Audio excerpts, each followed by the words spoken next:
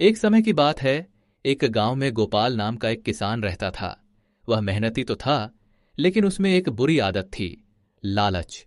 गोपाल के पास एक छोटा सा खेत था जो अच्छी फसल देता था।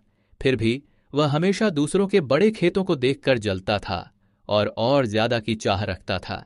एक दिन जब गोपाल अपने खेत की जुताई कर रहा था, तो अचानक उसका हल एक पुराने मिट्टी के घड़े से टकराया।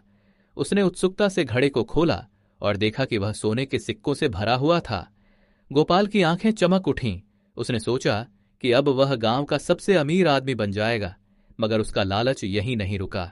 उसने सोचा, अगर एक घड़ा मिला है तो शायद आसपास और भी होंगे।